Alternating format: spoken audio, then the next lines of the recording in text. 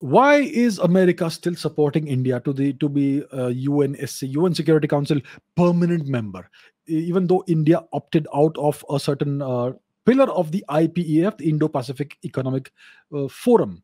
What are your views on Chinese government officials calling out Western media to get their colonial mindset, quoting a post about India UK GDP comparison? Okay, let me answer the first question. I'm not sure what the Chinese have said. The Chinese talk about everything, doesn't matter. Why is the US supporting India for the UNSC permanent membership? Is America supporting India? A few throwaway words and a few statements do not constitute support. My dear friends, I have been saying this for the past more than a year. Words are meaningless. I don't know why Indians pay so much attention to words. Words are throwaway things. You can say a million words that and you can go back on your words anytime you want. That's how it works in geopolitics, in politics, in diplomacy. Words are tools to be used and thrown.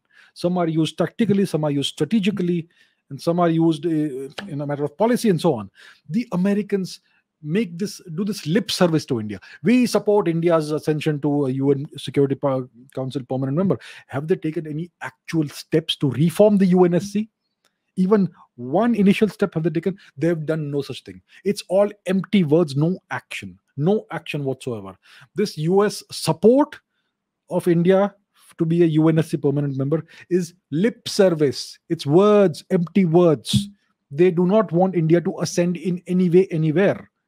They do not want to make the same mistake with India, which they did with China. They aided and abetted and midwifed China's rise to a global power status. China was at the same level as India. Extremely poor economy, an impoverished, broken down nation. The Americans aided and abetted the rise of China to a great power status, not superpower, but great power status economically and militarily and diplomatically and geopolitically. The Americans made this major mistake. They misunderstood China, they miscalculated.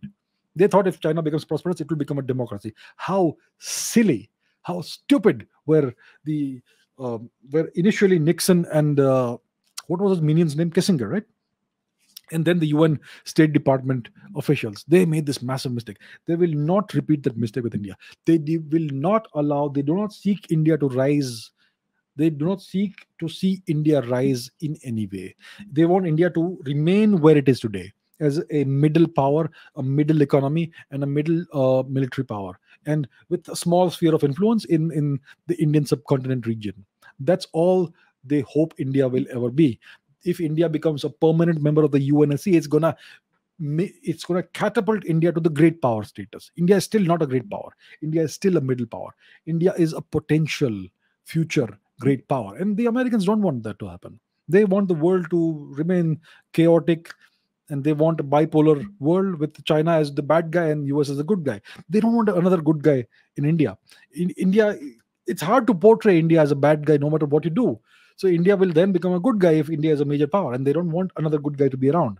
So that's the deal. The American, whatever support they are giving, that's just lip service. They have taken no actions to reform the UNSC. They have done nothing. So I don't know why people keep believing this. I just don't get it. How many times do I have to say this? Please understand, words are meaningless. Words are empty. Only actions matter.